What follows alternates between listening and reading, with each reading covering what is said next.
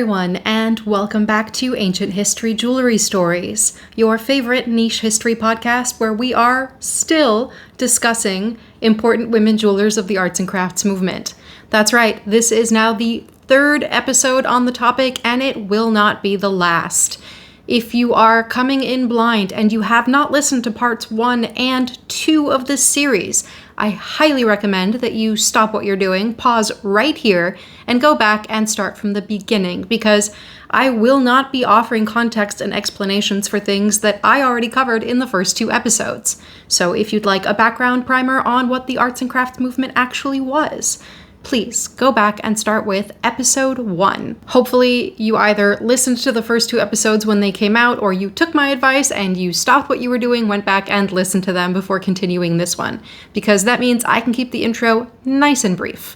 I'm not going to give you any plugs, tell you where to find me until the end of the episode, or even explain who I am or what we're doing here, in the hopes that you already know, because you're not jumping in on episode 3 of this series. As has become the norm, there is a video and an audio version of this podcast episode. If you are listening to the audio version and would like to watch the video format, you can do so on YouTube and Spotify. You can find it under Ancient History Jewelry Stories on both of those platforms. This is, as I said, episode 3 in a multi-part series that just keeps growing about influential women jewelers. Last month, we did 2 episodes on influential women jewelers of the arts and crafts movement, and it became clear that it was going to have to be even more episodes about influential women jewelers of the arts and crafts movement, a movement that was incredibly supportive of women jewelers. In the last month, we covered 5 different women. We started with Marie Zimmerman, Florence Carey Kohler, Charlotte Newman, aka Mrs. Philip Newman, Ida Lord Dixon, and Georgina Georgie Gaskin. We're going to continue with this episode by talking about 3 women who were all in some way related to each other. And I don't mean in the familial sense, but that they were associated with each other in this movement. We're going to be talking about Jessie Marion King, Mary Thew, and Rhoda Wager. With all of that out of the way, let's get into the first of these talented women, Jessie Marion King.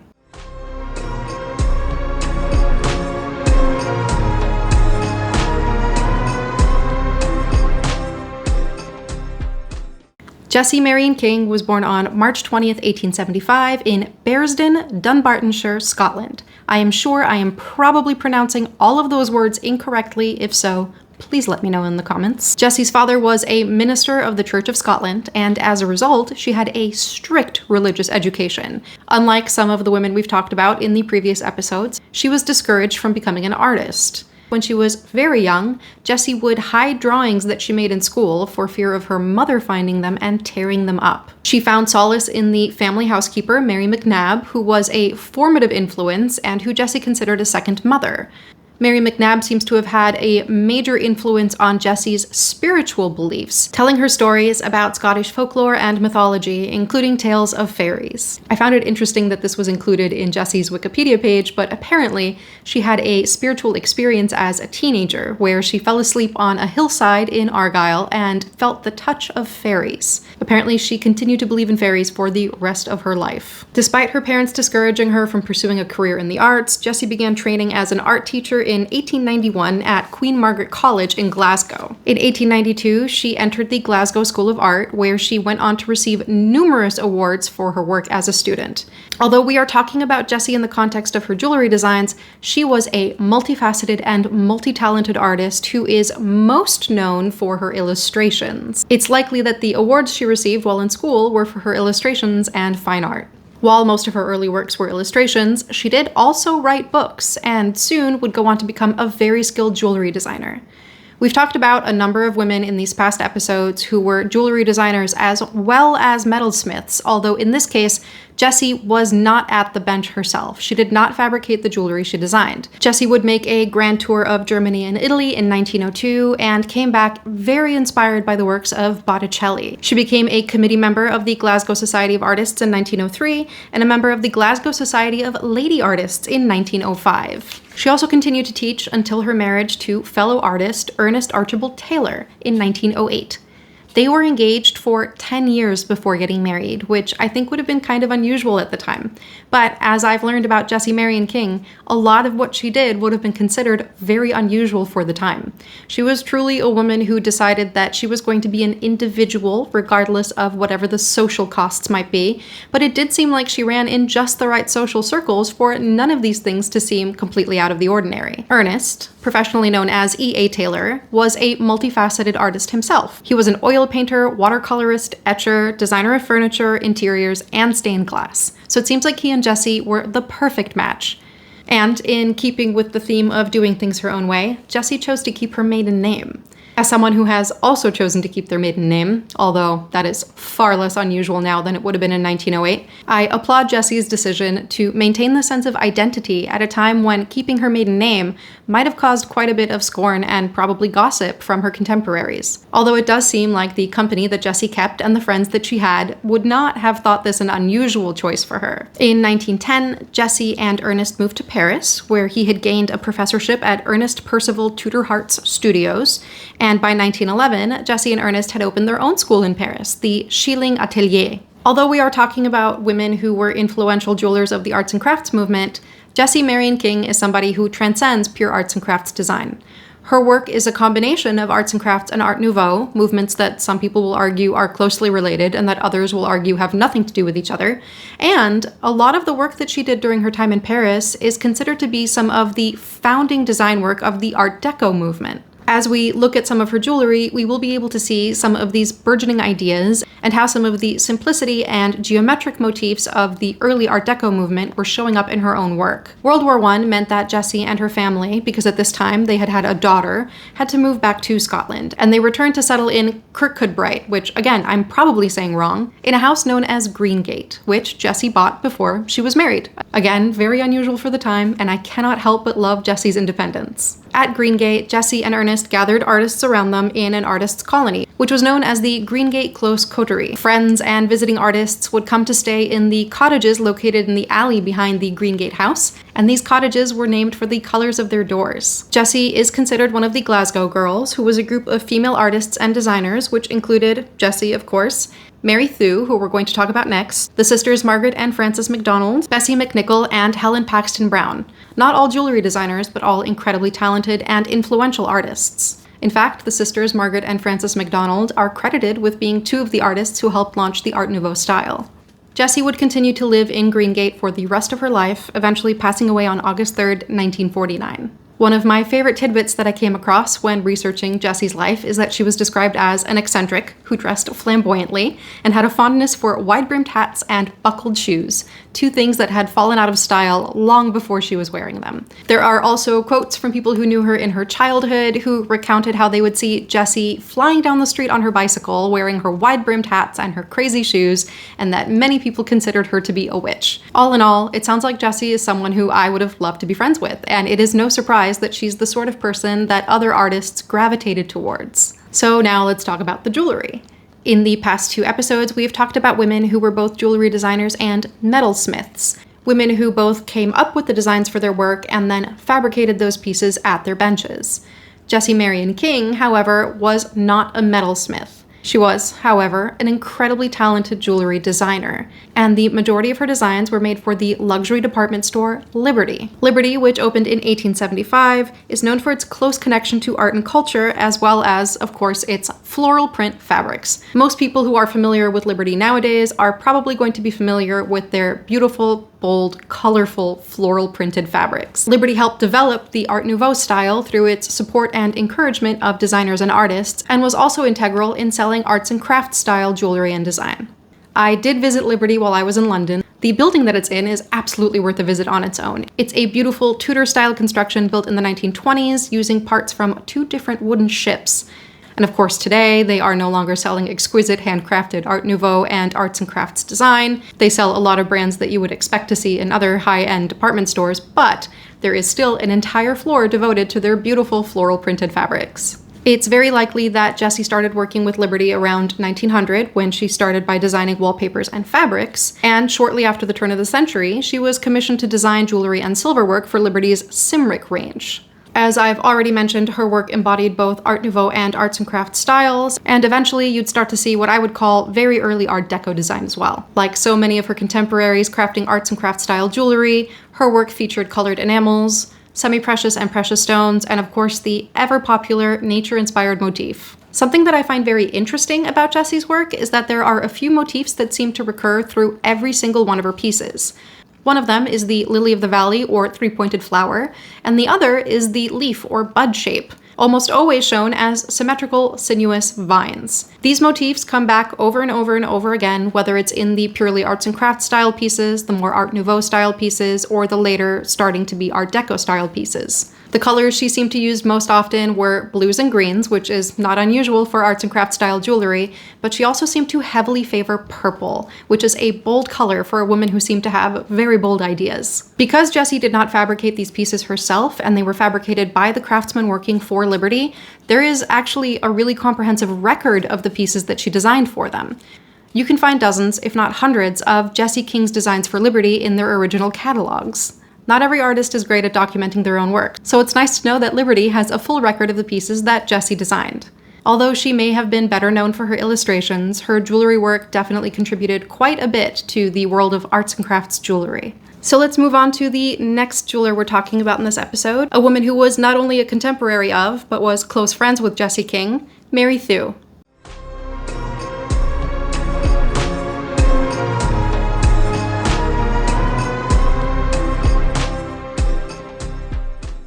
Born Mary Russell Frew in Hillhead, Glasgow in 1876, there is very little that is known about Mary's early life. We do know that she studied for a short time at the Glasgow School of Arts, which is where she befriended Jessie King and her soon-to-be husband, Ernest Archibald Taylor. She married her own husband, James Marshall Thew, in 1903, and I cannot help but think it is very fun that she married someone whose last name rhymed with her maiden name. James was an engineer, and apparently he enjoyed silversmithing as a hobby. He loved to make pieces for Mary, and eventually she would share his hobby and started making pieces for herself. Unfortunately, James died young after just a few years of marriage, and in order to support herself and her young son, Mary decided to turn this hobby into a full-fledged career. She took a 4-course class in jewelry making from the woman we're going to be talking about next, Rhoda Wager, and set off to create a career for herself. We don't know exactly when she would have studied with Rhoda, but it had to have been before 1913, because this was when Rhoda would leave Scotland forever. Mary became a member of the Glasgow Society of Lady Artists in 1911, and in 1925 she won the Society's Lauder Award for her jewelry. She was also a member of the Greengate Close Coterie, the charming artists collective that took up residence mostly in the cottages behind Jessie and Ernest's Greengate house. While being an incredibly talented and accomplished jewelry designer and silversmith, she was also a very talented artist and musician. It seems that not a single person who was part of the arts and crafts movement did only one thing, and it seems that everything they did very well. This was clearly a movement full of incredibly talented, very curious people. Mary died in 1953 in North Wales. While we don't have much to discuss concerning Mary's life, it does take a lot of fortitude for a woman who lost her husband just a few years into marriage to decide that she was going to take this hobby of silversmithing and turn it into a career. She was prolific in her work, and it seems that her work was very well received and well regarded. Her jewelry, I think, truly embodies the spirit of arts and crafts style. She is most known for her free-flowing silver wire. Her pieces are often constructed of a base, often circular, that has tendrils and beads of silver wire applied in completely organic forms and shapes. Something that I find interesting is that there is a repeating galleon motif in her work. These ships and their sails come up over and over again in her work in various forms. And unfortunately, I do not know if this was because she really liked the look of the ship, or if this had some deeper personal meaning to her. A lot of her work also incorporated Celtic motifs, often in the form of crosses. And although she used a lot of different colored semi-precious stones, she seemed to have a real preference for the more opaque stones, specifically stones like lapis and dark orange carnelian. She did also have a very obvious love for abalone. I would hazard a guess that it's because the swirling organic shapes usually found in abalone shell mimicked and echoed the free-flowing wire of her own work. Like many of her contemporaries making jewelry in the arts and crafts movement, a lot of her work was unsigned. Every once in a while, a piece will pop up with a stamped T on it, which was her usual signature if she was going to sign something, but more often than not, her pieces did not have a signature. Curiously, although we know from writings of the time that she produced a whole lot of different types of jewelry, what has survived are mostly brooches and pins. A few Celtic crosses can be found, but for the most part, every single Mary Thew piece that you find on the internet is a pin. Another search did turn up 2 Mary Thew necklaces that were not obviously converted from pins or Celtic cross pendants, and this necklace even includes something that I'd consider to be very rare, a pair of Mary Thew earrings.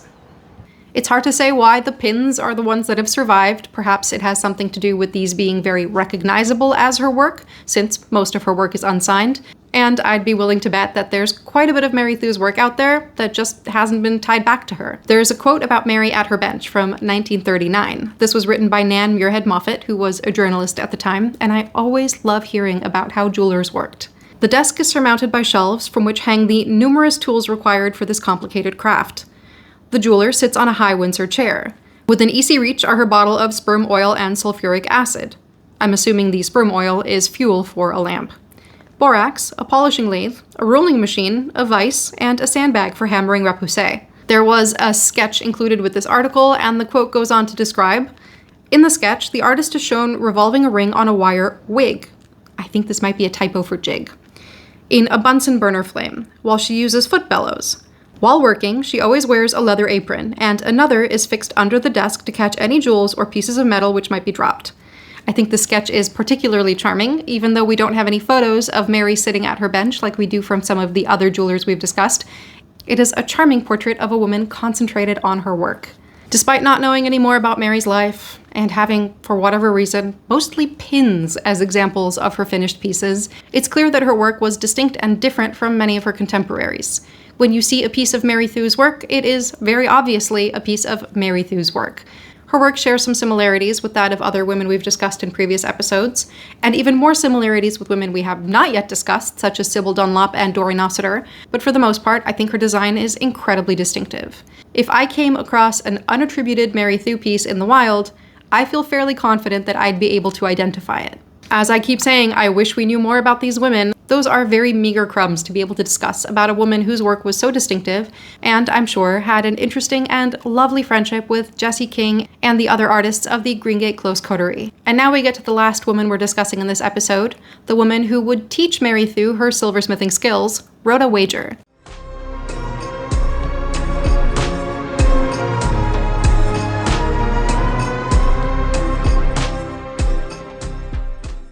Rhoda Wager was born on March 10, 1875, in London, England. Much like Mary, we don't know much about her early life, but we know that she attended art school in Bristol and then studied drawing and painting at the Glasgow School of Art from 1897 to 1903. So she would have been going to the school around the same time as Jessie King and Mary Thew. Chances are very high that she knew both of them well before she would teach Mary Thew silversmithing skills. She exhibited her metalwork and jewelry at the Glasgow Art Club in 1901, and then again in Cork, Ireland in 1902. When she returned from Ireland back to England, she would teach at the St. Mary's Girls' School in Bristol. It's a bit unclear exactly what she was teaching, although if I had to hazard a guess, I would say probably art. She would spend her free time and holidays making jewelry under Bernard Cusner, who designed Liberty's original Cymric jewelry collection in 1899, the same collection that Jessie King would go on to design for a few years later. We know that she taught jewelry making classes to Mary Thew, and it stands to reason that this was probably not her only pupil. In 1913, she uprooted her life completely and moved halfway across the world to her brother's sugar plantation in Fiji.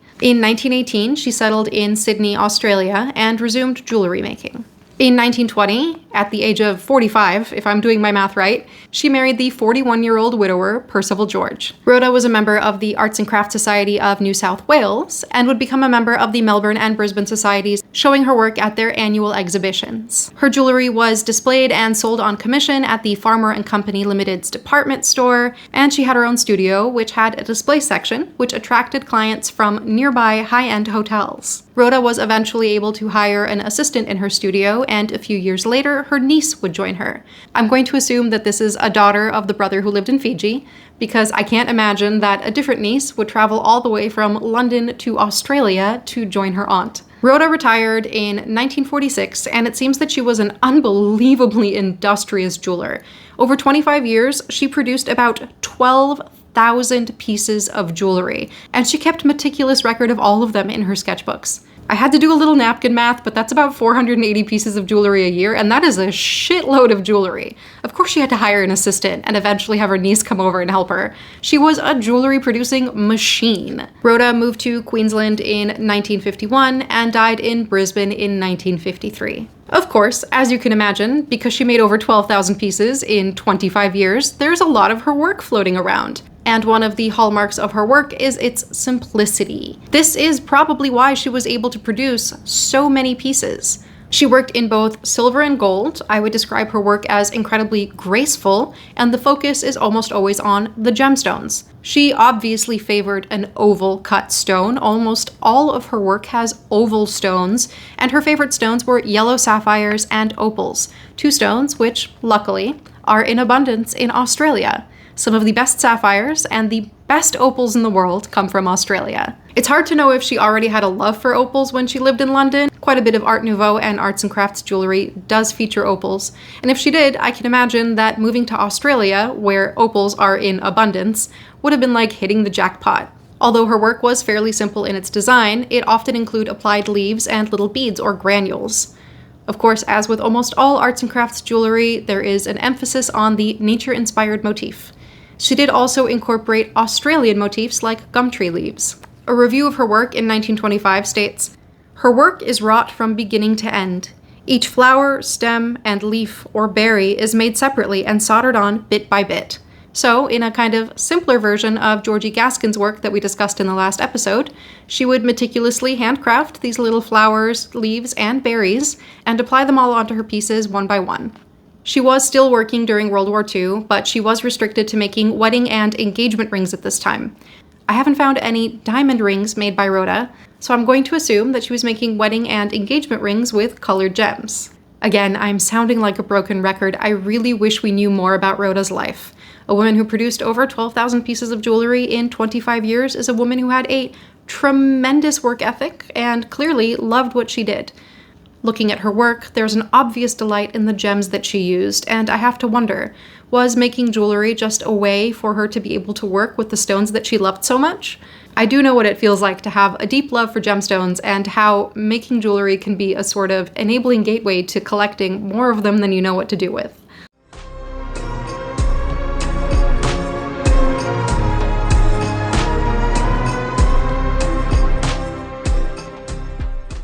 And that's all I've got for you about Jessie Marion King, Mary Thew, and Rhoda Wager, three women who were in the Glasgow School of Art at the same time, two of which we know were definitely friends, although I will assume that all three of them knew each other socially, especially because Rhoda would go on to teach Mary her jewelry making skills, and all three women who defied the conventions of their time by making choices that allowed them to maintain their independence. Jessie by keeping her maiden name, buying a house for herself before she was married, and being a seemingly all-around wonderfully eccentric character. Mary, by deciding to turn a silversmithing hobby into a career to support herself after her husband passed away.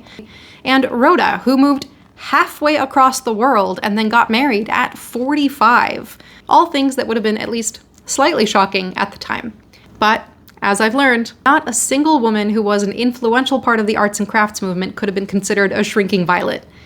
There is definitely a reason why these women were drawn to this design movement, and this design movement fostered and uplifted these sorts of women. While there's not that much info out there about these women, I did get some great information about Jessie and Mary from a lovely website called inglenookery.com. I will link their pages in the episode notes. Most of the information out there about Jessie King is about her illustration work, so I was very grateful to find this resource. And with that, we have finished yet another episode about influential women jewelers of the arts and crafts movement.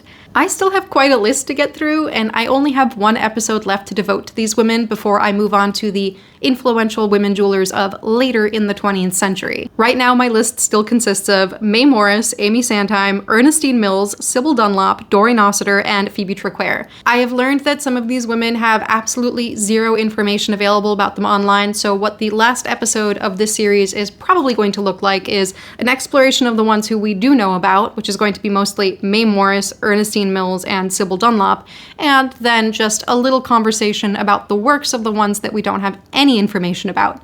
Anything that I cannot fit into the last episode about women jewelers of the arts and crafts movement, I will be putting together into a Patreon exclusive video.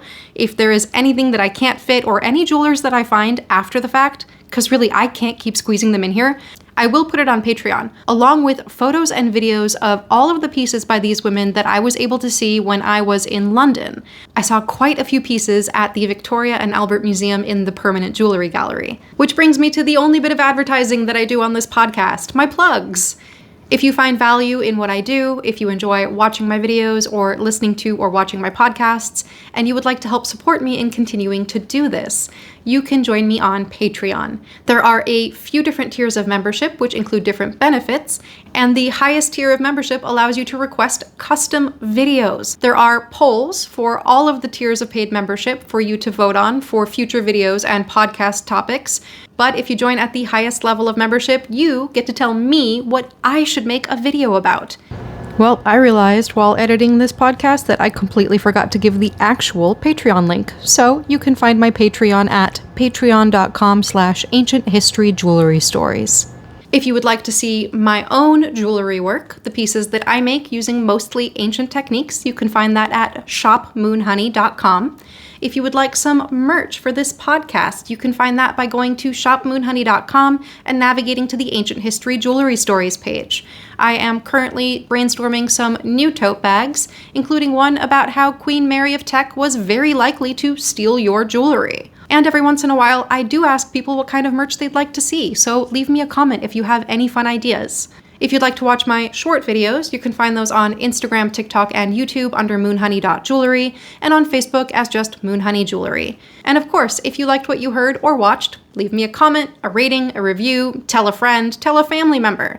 Every little bit helps this podcast get out to a broader audience, and if I'm spending 6 to 10 hours recording and editing these, I would love for these to reach a broader audience. As always, thank you for being here, thank you for listening or watching, and I'll see you in a couple of weeks for more ancient history jewelry stories. And now, of course, it's time for a shout out to my paid Patreon members. This list is starting to get a little unwieldy, and that is a problem I love to have.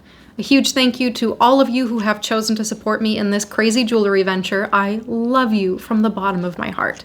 So, thank you to Jennifer Baker, Amy Radner, Jennifer Crosscree, Mink Rose, Colsey Tucker, Bonnie Glass, Mimi Fondren, Megan Rose Thomas, Stannis Fluoride, Beth, Catherine Elizabeth, Magda Chope, Connor, Michelle Dunphy, Angela Wade, Aaron Atkinson, Aaron, Liz Bouchette, Flying Chef, Mary Lee, Emmy J. Makes, Julie Spradley, Armored Chocobo, Deborah Hansen, Kate, Dilara Özkardeşler, Riva McCormack, Miranda Schaefer, Lindsay Breeze, Sarai, Laura Hastings Brownstein, Tiff, Susanna Ress, Uncle Mike and Aunt Jody, Jason Russ, Molly, Sarah Pounders, Michael D. Clifford, Mary Ann, Sarah Hackett, Kat Peterson, Carrie, Teresa Hansen, Martha Garcia, Petty Crocker, Jen Gilligan, Laura Rose, Francine Cabreja, Evelyn McElroy, Mira C.S., Rose Marie, Missy Poff, Detch, Gabriel Asda-Sarson,